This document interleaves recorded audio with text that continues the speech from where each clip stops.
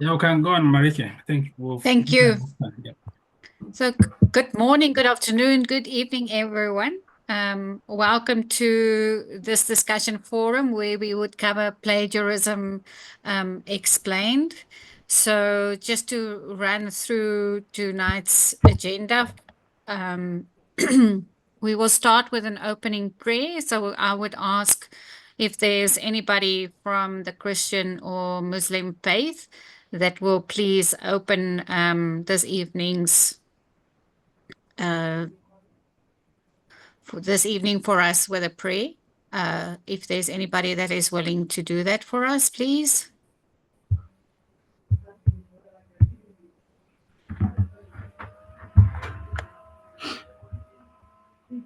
Anybody from the Christian or Muslim faith that would want to open this evening for us?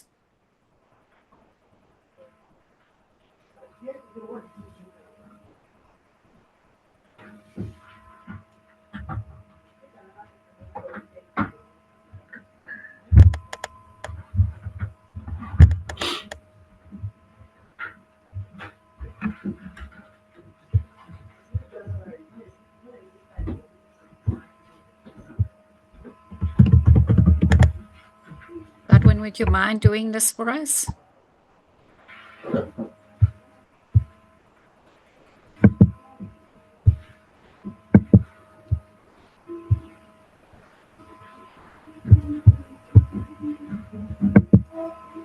Heavenly Father, we come before you with grateful hearts, thanking you for the wisdom and understanding you bestow in us today.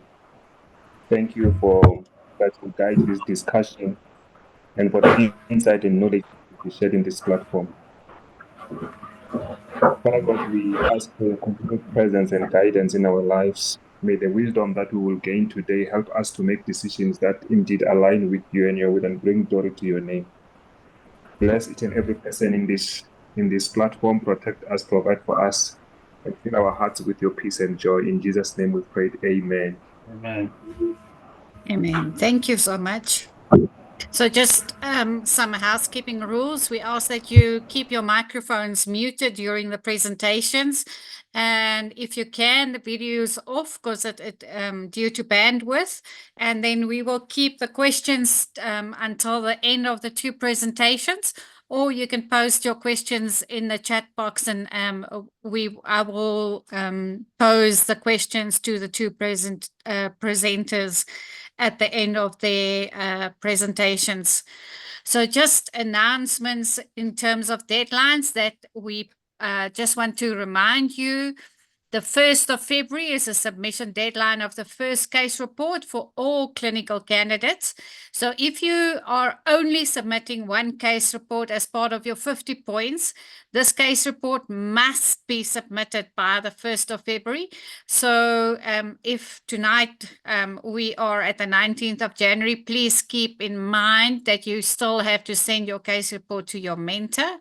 And please do not send that on the 31st of January and expect feedback before the 1st of February. Your second deadline is the 1st of April for submission of your second case report. Then the 15th of May is the submission deadline for any of your remaining case reports that needs to satisfy the 50 points of the written requirements and all your written material that's due. And the 15th of July is the submission deadline for your submitting any of the required documentation or corrections that needs to be submitted. And then 15th of August is submission deadline for notifying your vice chair of admittance to schedule the oral exam. And this is with reference if you want to do this in 1 year. So please note, in order to submit all your written works, you must complete your application online and submit your dues where applicable before the 1st of February. So just these are just a reminder in terms of your deadlines. Then mentors and mentees, we have now assigned the mentors to the mentees, and you should have made contact with your mentor, vice versa. The mentor may have made contact with the mentees. So these have been assigned. If you have not been assigned a mentor, please just check with Jadinma and verify that that assignment has taken place. And then just as a reminder, our social media partner is iAfrica. And you can go and look at their website. There's some useful information that you can also make use of. And then we request that you please, and it is pinned on the WhatsApp group, the database questionnaire, if you can please complete that for us. It is essential for us to, as we use the information to communicate with you. So if we have the information, it's ease of reference that we can use the email addresses. There is in more than 675 candidates on that group. So it has not been completed by everybody. So please just it takes a little bit more than 5 minutes, just complete the questionnaire, and it assists us with a lot of information, and it assists the Academy to update their database as well. So we please have a look at the candidates WhatsApp group. The database has been pinned, or the questionnaire, so just complete that for us. So then we get to the speakers of tonight, and in the interest of time, I'm going to introduce the two speakers together, and they will just follow on each other. So Dr. Godwin Dr will go first with Plagiarism Explained, followed by Dr. Levi covering the academic policies that is applicable in terms of plagiarism. So Dr. Obensiri is an optometrist with extensive experience in optometric education across Ghana, Nigeria, Saudi Arabia, and currently is a senior lecturer at the University of Highlands and Islands in the UK.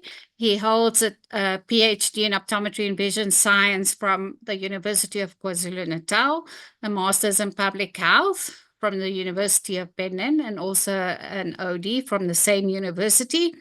He is a fellow of the American Academy of Optometry, which he obtained in 2022, and he was the recipient of the 2024 American Academy of Optometry SLO Award for outstanding international contributions to optometry. So this is a significantly shortened CV of Dr. Obensiri, but this is just in the interest of time. And Dr. Osihago is a senior lecturer at the Western Sydney University in Australia, School of Medicine. And he's worked in private and public health in Nigeria and Saudi Arabia, and then currently obviously resides in Australia. He's the current president of the African chapter of the American Academy of Optometry, and he is also board director of research and advocacy for the African Council of Optometry. He holds a PhD in from the Queensland University of Technology, and also a Master of Science from the Aston University, and an OD from Abia State University in Nigeria. And he's a convener of two research groups, the Africans Translation Research Group and also the Center for ICANN Public Health Intervention Initiative.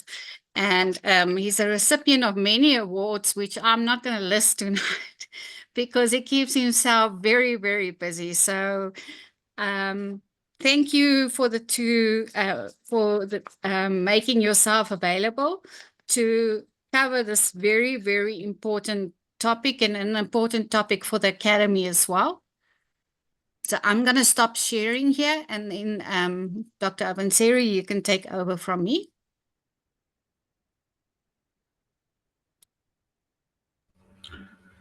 Good evening, everyone. I'm happy to be here tonight. Levi, could you share from your end?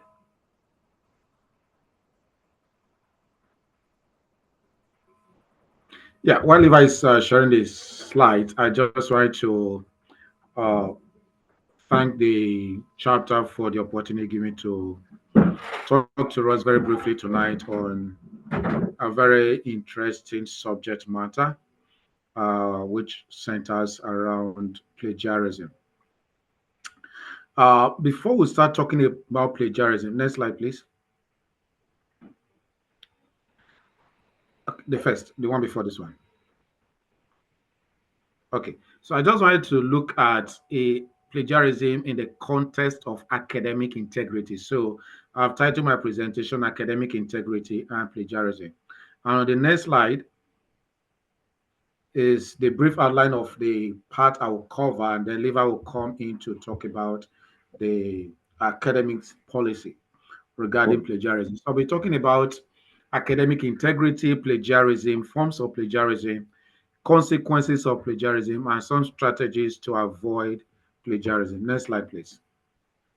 So, what is integrity? Uh, Tony Dongi is a renowned one, a football player and became a football coach.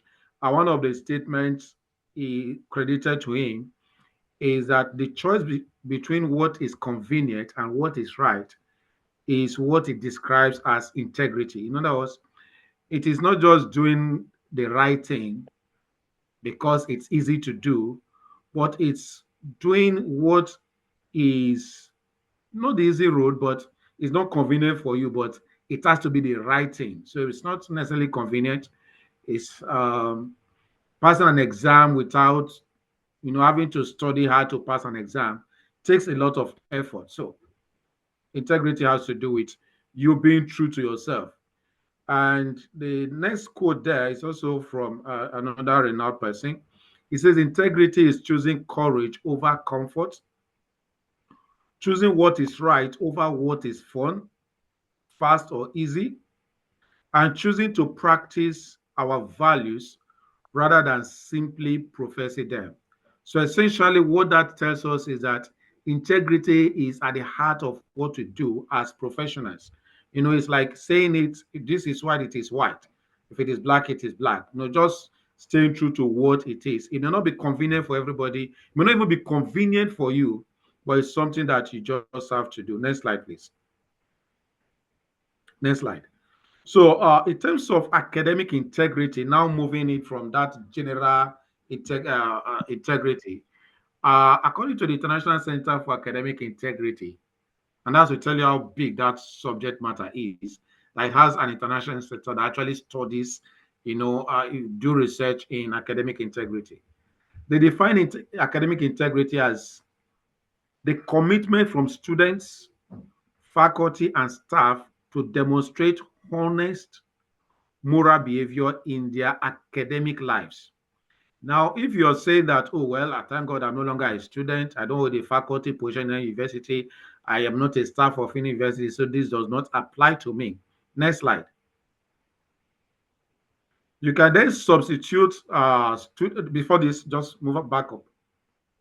Okay. You can then substitute the staff, the student, and the faculty to represent anyone involved in any academic activity. And I do imagine that all of us here are either candidate for the fellowship of the American Academy or are fellows. And so it is an academic exercise, an academic journey that we are embarking on. And so it is important for us to look at this subject and begin to see why we need to discuss academic integrity in terms of what we do. So, what is academic misconduct? It's a generic term to describe any type of cheating or dishonest behavior in relation to a formal academic exercise. Now, I think let me just situate this here. You're going to be writing your case report. You're going to be writing your leadership essay. You're going to be submitting your published papers for, to get the fellowship. Now, nobody is going to sit with you while you are writing this case report. Nobody is going to, as it were, verify what you are writing. The case you are writing is actually a case you saw, or you are making this case up. So it's important for you to look at this as something you do as an individual, committing to doing the right thing, not necessarily what is convenient. Next slide, please.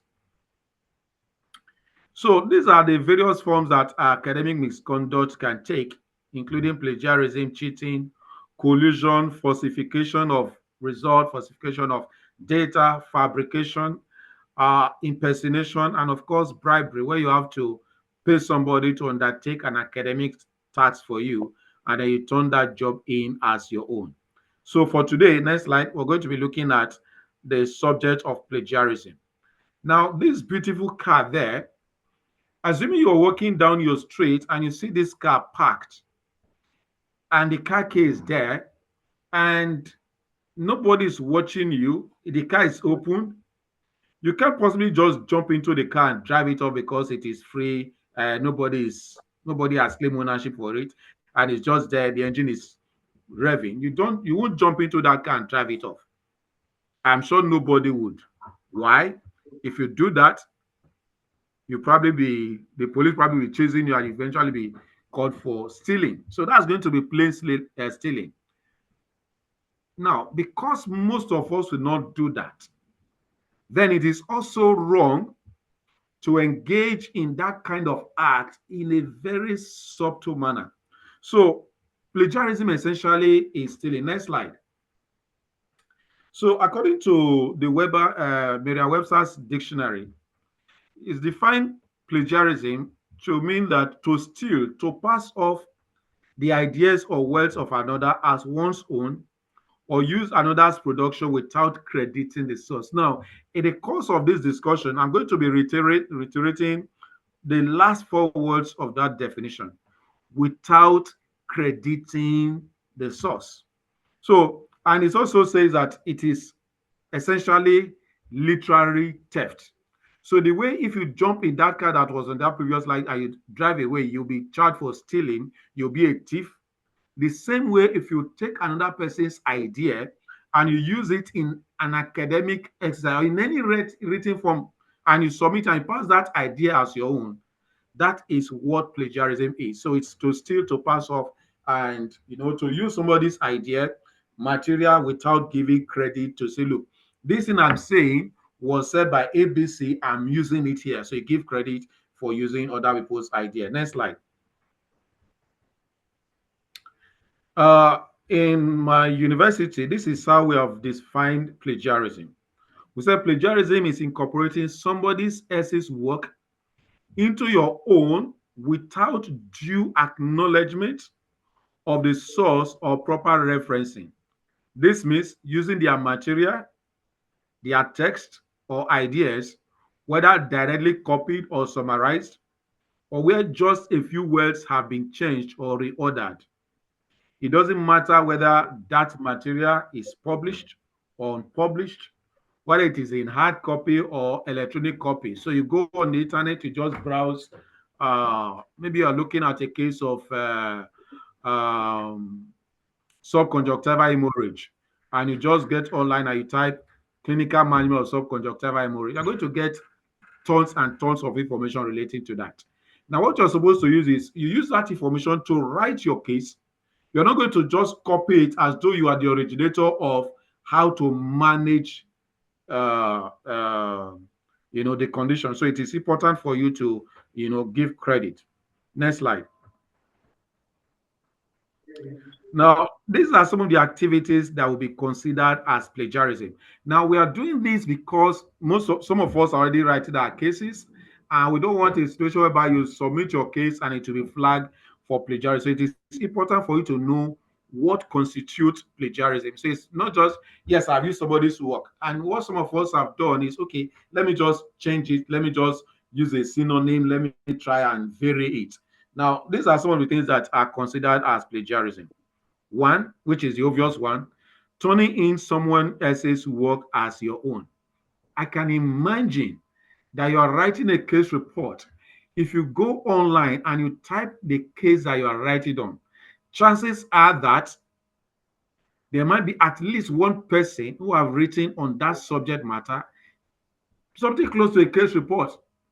And please don't celebrate when you see that. You say, oh, well, I've got a material that I can use for my own, and you just go on and repurpose it for your as your own case and present. That will be considered as plagiarism. Number two, copying words or ideas from someone else, again, without giving credit.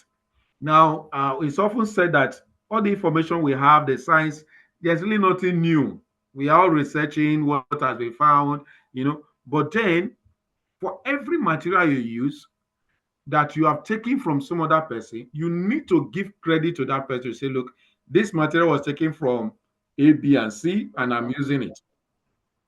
The third is failing to put a quotation in quotation marks. If you are quote, you can actually quote somebody's statement directly.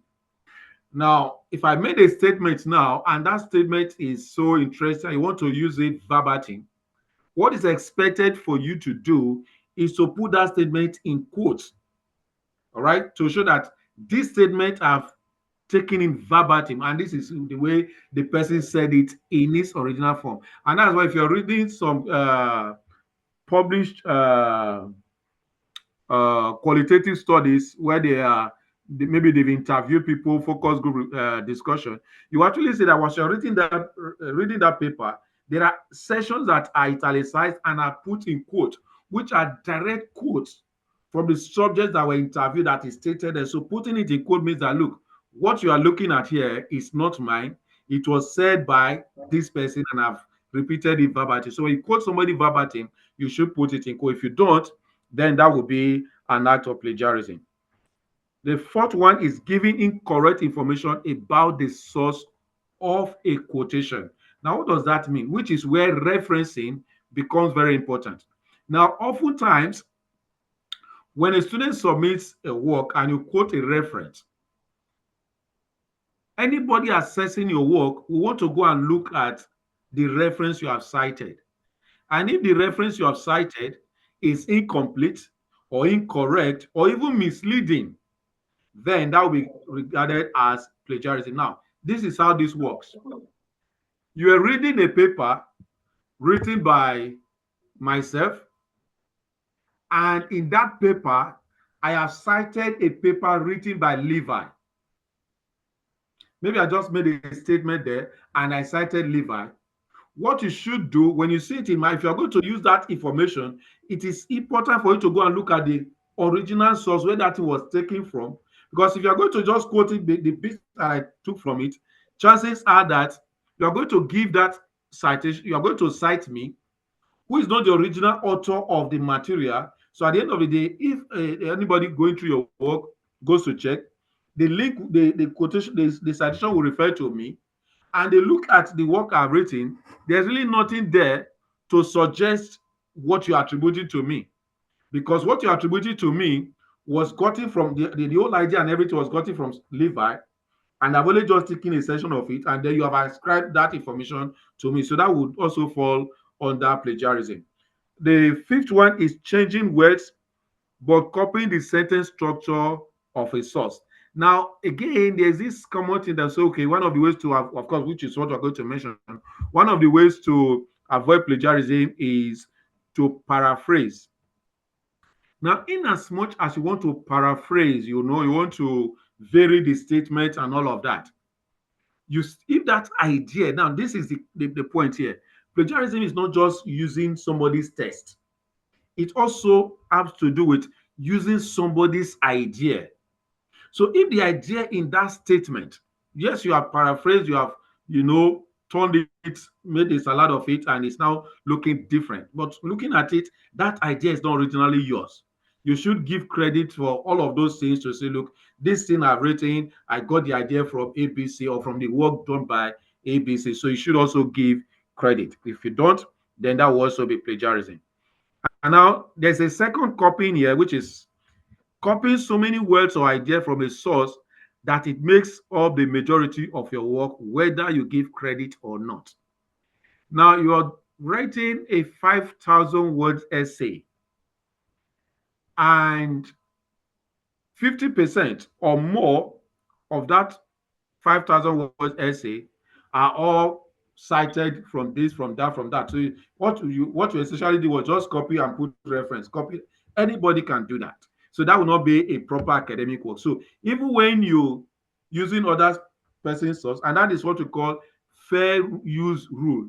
So you have to, because you are the one doing the work, the idea should be yours. You only just use it. So if 50% of what you are writing are all quotation, you just, well, after I provided the reference for it, that also will be categorized as plagiarism. Next slide, please.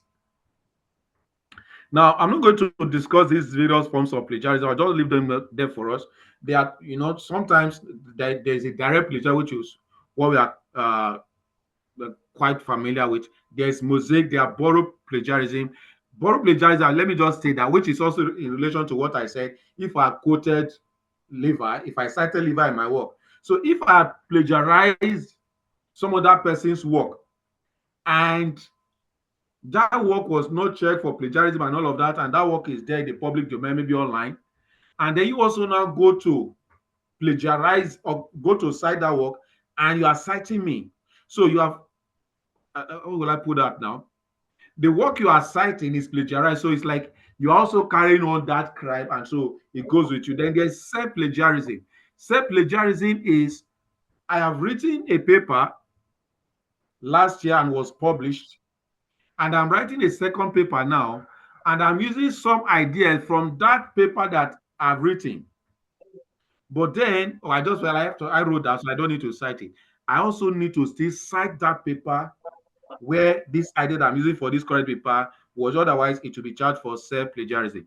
And then there's collaborative plagiarism, which is collusion. Everybody bring a piece here, you just take from there, you take from there, I put them together.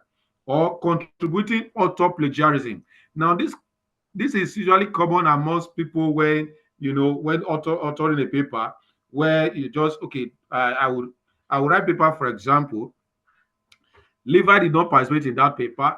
Richie did not, Mariche did not participate, but I'll just add their names as co-authors. And then I also expect them to return the favor down the line. So that's what is referred to as contributing author plagiarism. And then there's aggregate plagiarism as well as secondary source plagiarism. Next slide, please.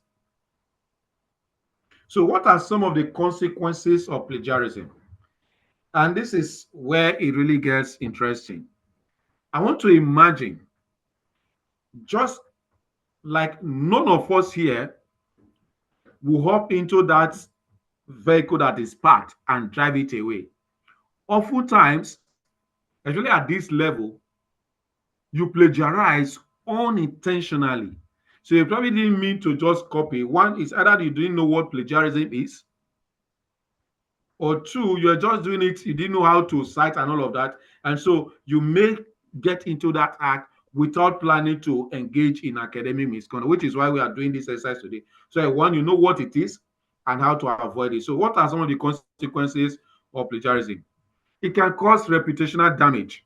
A student is found who had plagiarized his work. His assignment will be marked down.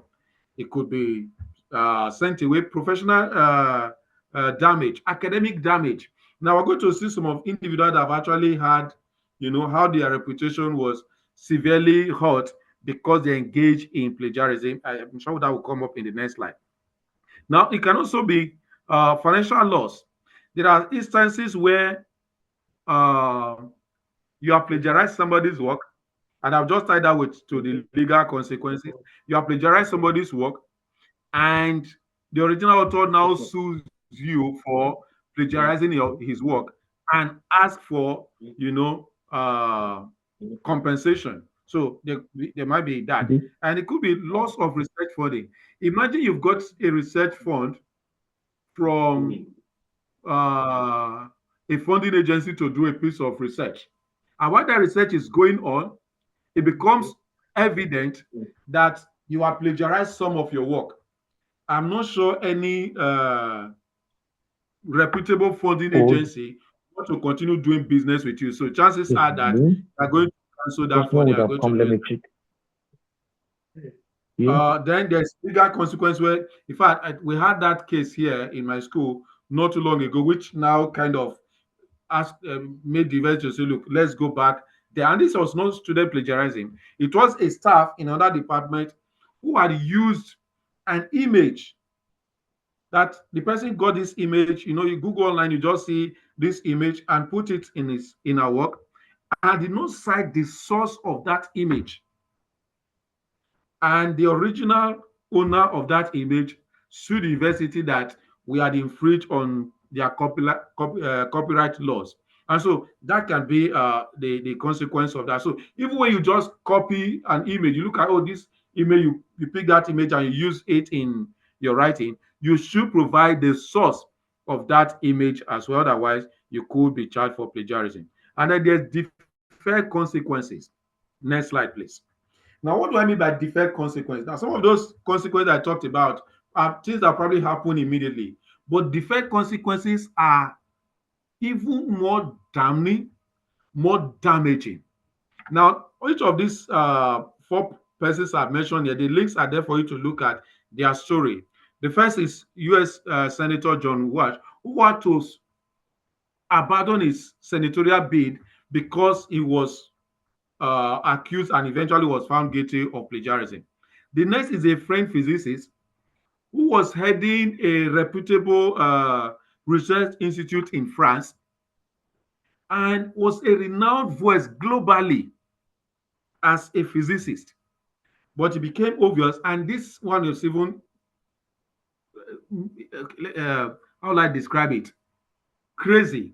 Because the work he was charged of plagiarizing was not an academic paper. I think it was some storybook somewhere, just got a storybook and then published it and wrote it as his own story, which is more like a side, something he does as a hobby. And it was charged for doing that.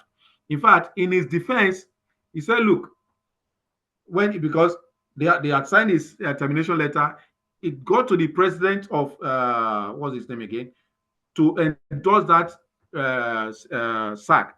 And he said he was not going to step down because, in his own opinion, in his own assessment, he has not done anything that impact on academic integrity. It was just storybook, maybe kids' storybook that he was accused of plagiarizing. So he had to lose his seat.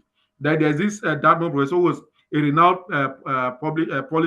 head policy researcher that was also charged of plagiarism. In fact, his own case was such that he went for a conference.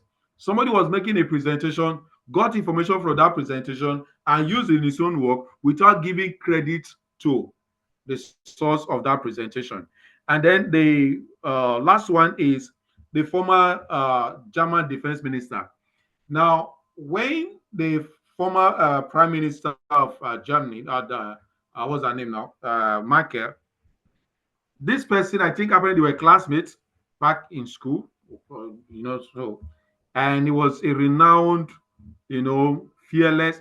In fact, at a time, he was the most popular person in Germany, and he was doing a fantastic job of being a defense minister, and he was touted to be the one that would succeed the Merkel. Unfortunately, it became obvious that a large chunk of his PhD thesis was plagiarized.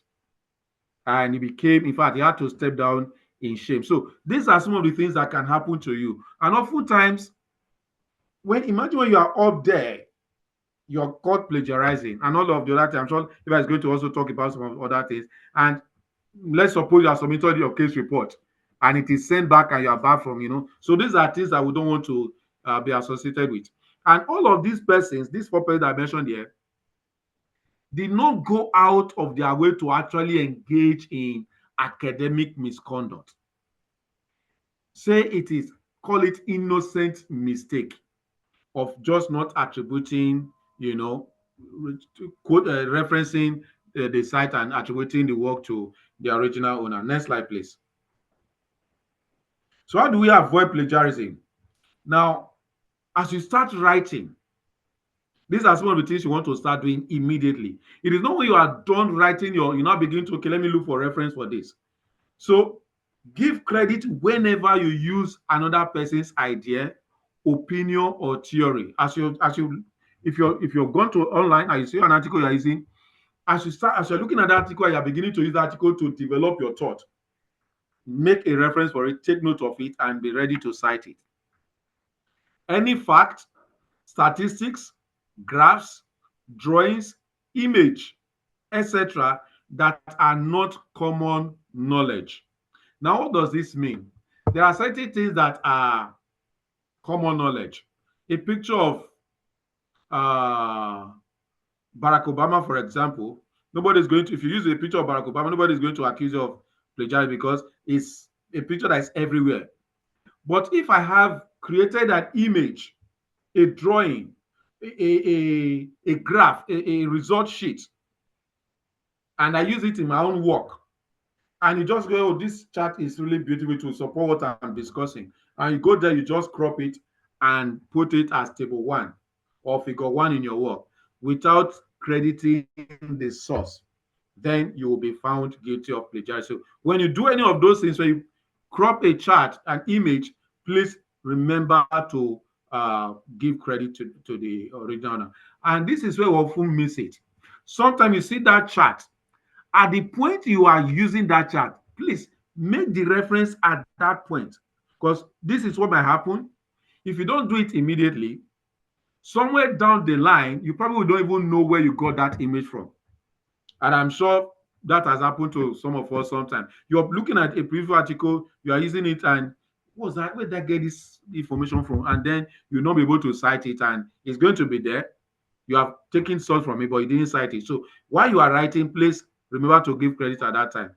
Quotations of another person's actual spoken or written words, please invert it, put them in quotes. Paraphrase of another person's work. Whenever you paraphrase somebody's work or what somebody has written, give credit immediately. When you make a quotation, give credit immediately. Next slide, please. So these are some of the strategies to avoid putting quotations, everything that comes directly from the text, especially when taking notes. Check paraphrase. Now, when you even paraphrase, check the paraphrase that you have done against the original text to be sure that you have not accidentally used the same phrases or words and that the information is accurate. And when you do paraphrase, please cite a reference.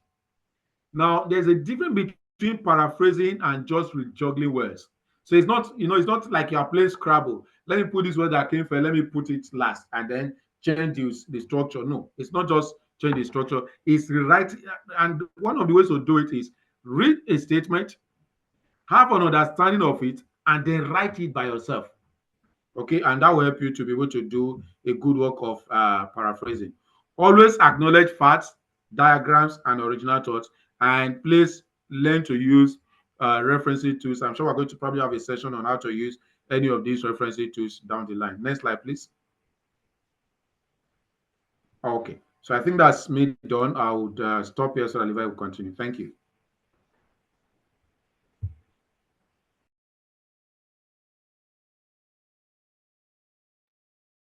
Yeah, thanks, Godwin. And I just want to also acknowledge the contributions of Marike for taking the moderation of this session. I was just a few minutes ago, I kind of rang her to say, look, would you mind helping us doing this? So I really appreciate the time, Marike, and the efforts put in today. Look, I think this topic is quite important to every chapter member here, because prior to this time, the Academy had no policy around plagiarism. The policy around this came up because there's an African chapter that kind of took everyone by storm. And we know the challenges we have. We know the difficulty of using, getting even the softwares, like Godwin referred to the referencing softwares. It's not something that we all are used to. So we understand the difficulty. However, it doesn't take away the fact that this is an academic writing. It's an exam, just like you sit for any international board exam. It's a fellowship that almost every optometrist in the world wants to have. So there are standards to what they do. So they've brought out very strict policies around plagiarism, which then means that we have to make sure that our candidates do not fall victim of those consequences for just lack of awareness and knowledge. So I do think that this is a serious issue, and I mean, we cannot overemphasize on this. If you do that in any institution that's in the West, you may go to jail for it. We've seen several people who have lost their jobs, lost their professorial position, and can't function these days because they've been caught in one way or the other in plagiarizing. So it's quite serious. So the Academy abides by a very strict plagiarism standard. The repercussions for doing this can be very serious.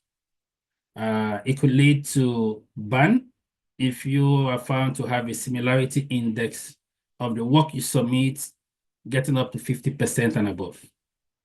You may get a 3-year ban for not participating in any academy protocol. The fellowship will be suspended. If you have a less than 20% of similarity, they can allow that because that's the benchmark. When it's above that, could lead to either a right or complete ban for 3 years or even longer. They're also coming up with stricter policies because this is really called stealing. It's a criminal offense, so no one takes this very lightly. So I do think that's really is the importance of this session that we're having today.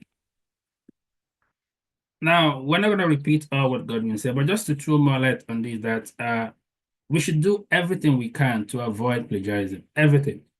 If it means reading our works again, sending it to your colleague to read again and tell you whether they understand it, rewrite it as many times as you can, just to make sure that things sound like your own expression. If you submit a work that is found to be plagiarized, or you're copying somebody else's work, you're committing a theft. And that theft is because you want to benefit from it. Why did you do it? You want to get a fellowship. So there's an intention to achieve something, and so you're doing something wrong. So you don't just take that for granted. It also does help that if you are involved in plagiarism, you may lose respect from your mentors. Imagine where everybody, it's more like somebody who is stealing along the road and crosses your street and everybody's saying, look at that criminal, he stole from this person. That's what it is in the academic world. We talk about it. Oh, wow, his work was, he plagiarized this work and now he's banned for 3 years. Or he's banned for 2 years. It's really not something that you want to be associated with. But unfortunately, we fall victim of that either because we are not aware of how to cite or we haven't really given thought to what academic writing is. So the reason these presentation and talks today are really important to us because we don't want you to feel that way. We want you to be somebody that maintains their integrity and presents a work that is actually your own ideas and what you've written. It also takes credit away from the original creator. I mean, somebody who wrote this work has spent time doing it, just like you spend your time writing your case reports, sleepless nights doing it. And somehow somebody replicates that work and just does it in 5 minutes. You wouldn't feel good seeing that work out there, and that's something you spend time, energy, research to think about. So it really doesn't look good on the surface, even if we don't know what it means from start. And just to help you here, there are free plagiarism software. So if you finish writing your work, you just want to check whether your work actually is your work. You can put them into any of these softwares. And some of them you have to sign up. You could sign in. They don't cost money. They can allow you to put in particular number of word counts. Not all the words can go in. But again, it gives you an idea before you submit your work. How confident am I? Because people do this without knowing exactly what they've done. And when you pass it here, you find out that 30%, 40% of similarity, it might give you the section where you're even copying it from. You may not know the original source, but it links you to the original source to say, look, this particular sentence was copied from this work. So you know where you've actually done wrong. So I think it's good that we are a bit self-aware of things that we're doing, even before we send it in.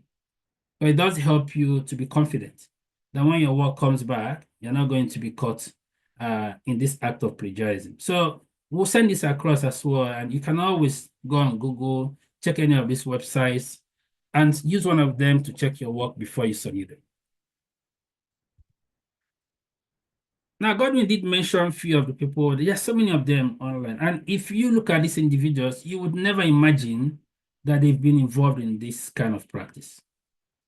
Even Joe Biden, who is the current American president, was also accused of plagiarism in a speech. And you could see that led to dropping his presidential ambition in 1988. That's how bad it was, because it tarnished his image at that point. He had to build his integrity again. If you remember the popular speech that Melania Trump gave just when Trump took over the presidency from Obama, she was accused of plagiarizing Michelle Obama's speech. At some point, some of the lines that she used, and the media was ablaze with all that. We all heard it. You could have, if you remember today, it was all popular in the media. Wow, that was exactly what Michelle Obama said during their own inauguration. So Jason Blair, also a reporter in the New York Times, was found to have plagiarized and fabricated numerous stories that he wrote in New York Times. For that reason, he resigned from his position. And today, you're not hearing much about Jason anymore. So this really tarnishes people's image. It makes us feel very low. It's not something anyone wants to be associated with. There's so many other people, and just very recently, a Harvard University professor has also been caught in this same thing for manipulating her data in papers that she published. This is currently ongoing.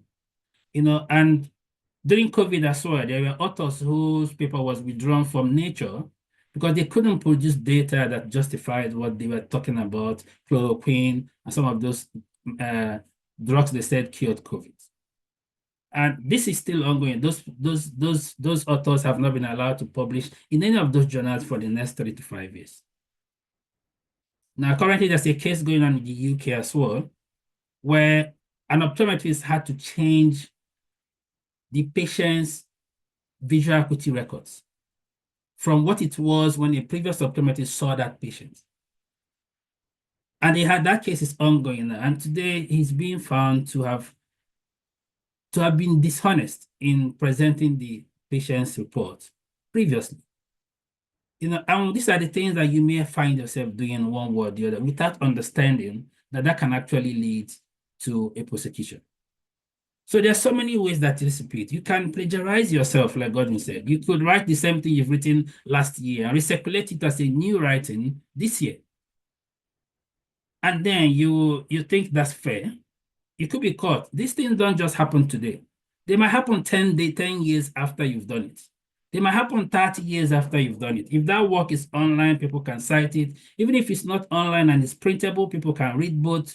You can be caught for plagiarism. So it's a position for us to claim how to be honest in what we do. People may not see what you're doing, but within you know that this is not right. So sometimes we just have to think about it double and say, is that really what I want people to know about me? So just recently, the Academy produced this little template as tips to avoid plagiarism. They sent it via email. It's on their website because this has become something of interest to them. This summarizes the ways that we as optometrists can try to avoid plagiarism. It asks you to review and consult multiple relatable sources, reliable sources. If you get one information from one site, do you want to verify that? Can you look at them from different angles? Are they saying the same thing in case you don't understand it properly? The abstract, introduction, and discussion sections are areas that are commonly plagiarized. So read them again, write them in your own words, paraphrase them. Because those are sections where there's actually no reference in putting your abstract. But you find yourself lifting words from different papers and then putting it in yours. That can really pinpoint areas that you've plagiarized. When paraphrasing, like Godwin said, it's not sufficient to just simply replace few words or substitute words for another synonym. You still have to cite the source. You have to put the reference, even though you've changed every word in that idea. It's not yours. Now, like Godwin said, you can use quotation, but if you use them excessively again, it's also plagiarizing. A sentence you write cannot all be about quotes. And the next sentence is all about quotes. That's not how to write academically. So you have to also be cautious of how many of those quotes you are using in your entire writing. in my institution, librarians are a very good resource to academic writing. Librarians and people who work in academic institutions, you can consult them. They provide guidance in what plagiarism and appropriate citation will look like. We don't know these things all. The last time we had this plagiarism at African chapter, I think I got the librarians from Western State University to present to us. It's their thing. They tell you what's happening in that field today. So you can always consult your librarians to even read your work and see whether that really sounds all right, the way you want to present it. If you use your own previously published work as a reference, you must also cite that. Don't neglect those, because it's your work previously doesn't mean that you cannot plagiarize. It's called self-plagiarism. And distinguish between your original content and the external material that you've written. So if the original content is your work, you don't have to reference that. Anything you've lifted from elsewhere should have a reference after you've made that statement. It doesn't matter how many times you reference one particular work. If you're lifting different sides of that work in your paper, you can reference it 10, 15 times. It does not change anything. So there's no excessive use of it. In as much as it's not your words, it's not your writing, please do reference them. Don't get tired of doing it, because it's better you're in a safe corner than when you're flagged to have copied people's else work. Now, AI has made things even worse. And the things we throw into AI, we don't know where they end up. And sometimes the AI tools as well, most of these journals, and they use AI tools to dictate plagiarism as well, because they search wide web. So it's even easier to pick them up now. So if you're using AI, be careful the things that you're turning into your papers. There are so many giveaways that people will know, and they say, wow, this doesn't look like your writing. I had a student who sent me a work recently. And we teach you're teaching students in class, you're interacting, you understand their level of English language. And when the student speaks to you, you know there are some challenges in the way they express things. And suddenly he sends this assignment and everything is perfect. And I'm reading this, I'm like, wow. So where are these words coming from? Who wrote this? I'm asking myself, is it the same person who interacts in the class this way? I called the student out, I said, so do you want to come to my office? And he came. I said, who wrote the work? He said, Doc, I did it. It was my work. I said, really? He said, yes. Do you think that you did not use anything to help your writing here? And he looked at me, and I said, no, I'm just asking, because if I send this in, you may get into trouble. You may leave the degree, you lose your medical degree. And the guy is now shocked. I said, yes, that's a problem. He said, okay, I used some AI to. I said, okay, do you want to go back now? Rewrite this work in your own words, because I know people who teach know your ability at least to a particular limit. So we know. And it happens many times in the work that we do. So we're not saying that we're all perfect. People can get indulged in this without knowing what they are doing. The reason we're exposing you to all these ideas and things that might come up along the way. So some of the things also, avoid lengthy and excessive use of direct quotes. I said that. Review multiple sources, consult multiple sources, read a little bit about your work several times, rewrite them several times. It does help you to change so many things. Even the words you change kind of make things look a bit different. So Godwin touched on the consequences of this. And like we said, it comes with reputational damage. There's loss of academic titles. People lose their professorial positions. It impacts the profession that you do. I mean, you can imagine when people talk about us as optometrists as people who are known to plagiarize documents. That's not something any association wants to be associated with, and definitely not with the African chapter. There are legal and financial penalties that we pay for doing that. There are retractions. If you're found 10 years ago that you plagiarize, journals will withdraw your paper and even withdraw the ones that we are not, because it ruins your integrity. So it's a serious offense, and we in the African chapter do not take this lightly. So we want everybody to avoid it. The mentorship platform we have created, it's also part of the whole process. Because when somebody else reads your work, makes several suggestions, and you're changing them based on those suggestions, it minimizes the the probability that your work will look similar to somebody else's work. So please utilize those mentors.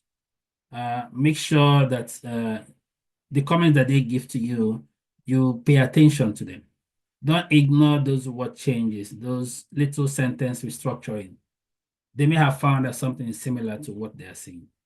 So please, let's all be each other's keeper here. So I think violation of this policy is a big thing. And like I told you, you may have your application will be suspended for a particular number of years. This time they're even going for stricter policies. I wouldn't be surprised if they ban someone completely for the length, for the amount of plagiarism that they find when you send your articles. People can lose their fellowship, their diplomate positions as well. They can ban you from presenting in workshops and no abstracts for a certain number of years. Like every other professional association, this is serious.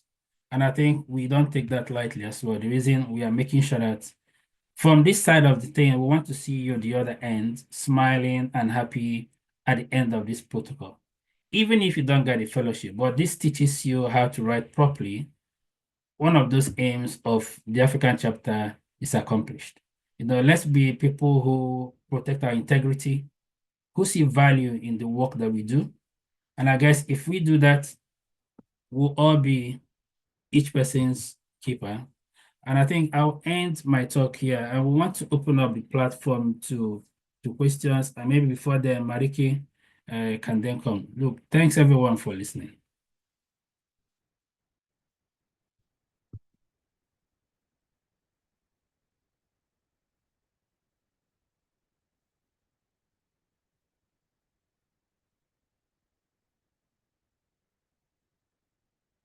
Hi, Marika, are you there? Yes, I am. Sorry. So we can open up. You can either put your questions in the chat, or you can put up your hand if you have got any questions to pose to the presenters. If there's anybody there.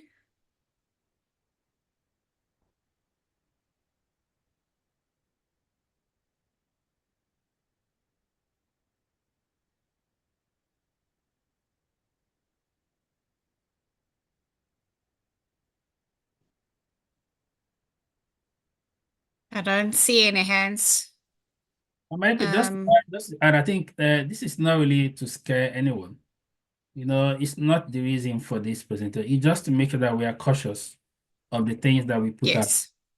So this doesn't have to stop you from writing. It just means that you need to write better. And that's the only thing we want. To pay attention to what you're doing, but there are consequences down the line if you're caught doing the wrong thing. And it's not a cut and paste exercise, because they pick that up very easily. I have a question. Christian, you can go ahead. I don't know where to place my. That's fine. You can go ahead. Yes. Okay. Thank you, Dr. Levi and Dr. Veseri. I want to find out this plagiarism of a thing. For example, especially on reference, if you take some materials that you want to put in the introduction, and you're also citing from that same author in your discussion, when writing the references, for example, during the introduction, I reference it as number 1. And at the discussion area, I also took some information from that same author. Am I now, between that number 1, I've already cited some other references that got me to maybe like 23. But I'm at the point where I want to lift another information from the number 1 author. Am I still going to put number 1 on that discussion area, which is supposed to be like number 24? Am I allowed to do that? Yeah. That means let me just reference. Okay, go ahead, Doc. Go ahead. Okay. Now, if I understand the question, you are doing the introduction, and then you pick an information from Ovenseri Ogbomo 2023, right? The same article. And then Yes. down in the discussion, you also pick another thought, not the same thought, but another thought from the same article.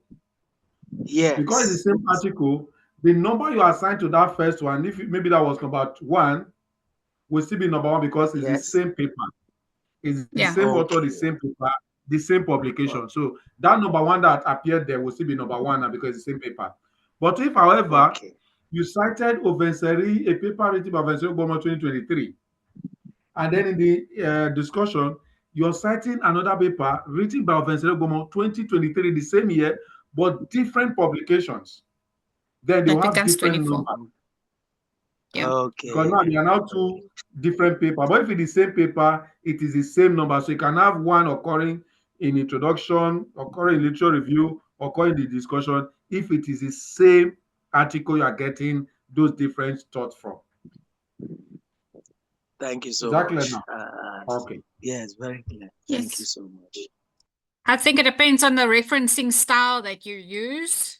If you use the numbering style versus quoting the authors, because then you can use it alphabetically at the end. But it's correct what Dr. Ovenseri has said. Any other And questions? just to add to Kristen, I think that's why using any of those referencing tools is paramount, is very important. Doing your referencing by hand will make you have so much errors. Zotero is a free software. Mendeley is a free software.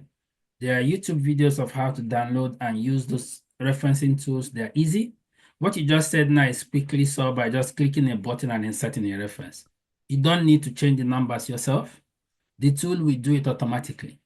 So that's what this is also promoting, is knowing how then to write this and use appropriate softwares, because those are easy tools to use. These two tools are free. So if you do it, then you can cite your work without having to bother whether numbers have changed, whether the A and B has been put into the same year, the same author. So those are very, very easy tools. So I do recommend that for anyone writing a case report to try and learn how to use any of the softwares. Thank you so much, Doc. Thank you.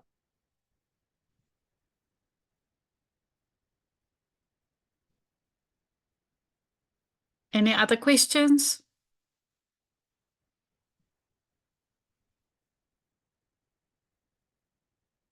Hello, good evening, Dr. Levi, and good evening, everyone. So my question is about the referencing tool. We have so many referencing tool out there. So which one do you recommend, or we can choose any of these tools to reference our work?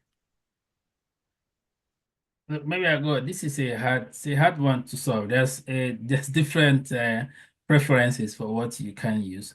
I use myself, for instance. My university doesn't allow you to use anything else apart from EndNotes, because they view that as a professional software.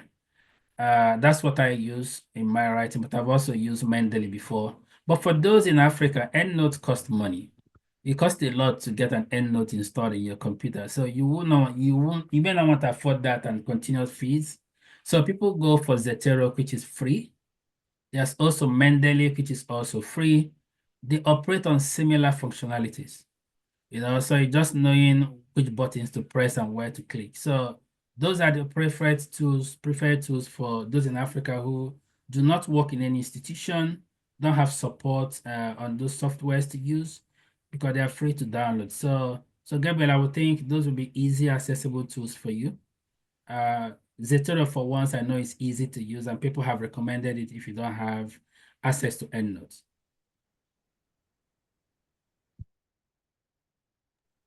Thank you. I have Zotero and then Mendeley. So thank you. That's good. Again, just to note, if you have those two softwares installed in one computer, you may run into problems. So always know which one you prefer to. I've seen documents coming from Zotero and destroying my EndNotes already. So you need to really know how you augment between both. So I would recommend having one installed in your Word so that interact with your Word and makes it easier. Changing between both in the same computer oftentimes may mess your other documents up. Okay, thank you.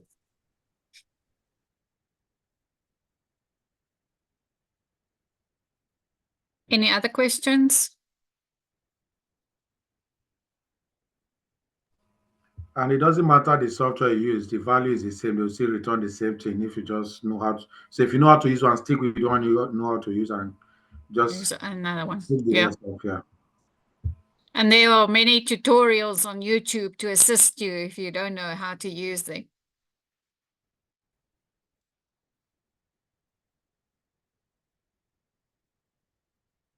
Any other questions?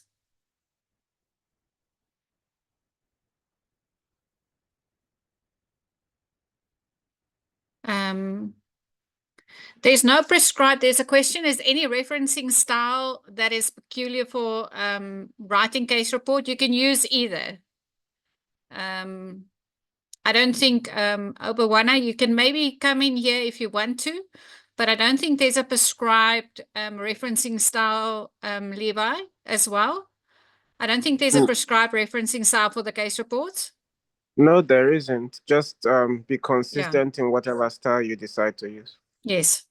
Yeah.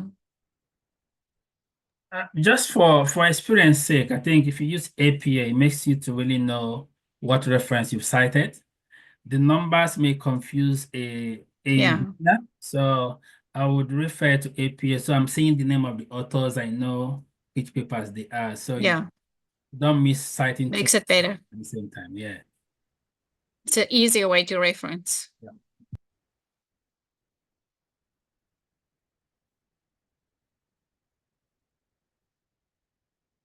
Any other questions? So you've got 10 days, 11 days to go before submission date. Good luck for that. You sure there's no other questions? Yeah, Marika, just an announcement. If you send your case report to your mentor and they did not read it, they just say, go ahead and submit. Please do not submit. Reach out to Marike, reach out to me, reach out to Godwin. Some of them are very busy, but the consequences are tougher than just sending them in. So we'll prefer to find someone else to forward it to an ex. Can you help us read this through? Please, we don't want anyone to be falling prey of that, and we want to make sure we can avoid it as much as possible. Yes. I want to thank our two speakers for tonight, Dr. Osiago and Dr. Obansiri, for making yourselves available and speaking on this important topic. It is very important to the chapter that we have submissions from our candidates that is less than 20% as mentioned, and that we don't get candidates that fall into the trap and you plagiarize their work. If there's any questions before you submit, rather ask a question, then cut and paste or paraphrase and not reference where you use somebody else's work. May I ask if there's anybody that want to close this with a prayer, please? Close the evening with a prayer from the Christian or Muslim faith.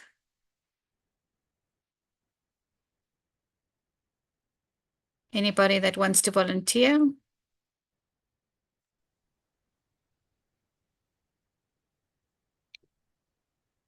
Can I read a Quran? Thank you. أعوذ بالله من الشيطان الرجيم. بسم الله الرحمن الرحيم. الذين جعلوا القرآن عضين فوربك لنسألنهم أجمعين عما كانوا يعملون فاصدع بما تؤمر وأعرض عن المشركين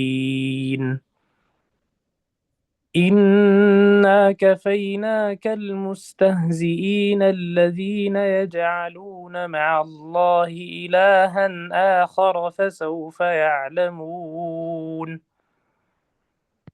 ولقد نعلم أنك يضيق صدرك بما يقولون فسبح بحمد ربك وكن من الساجدين واعبد ربك حتى يأتيك اليقين. Thank you all. Thank you so much. Have a good evening, everybody, and we will see you next time with our next workshop. All right, thank you, everyone. Bye, everyone.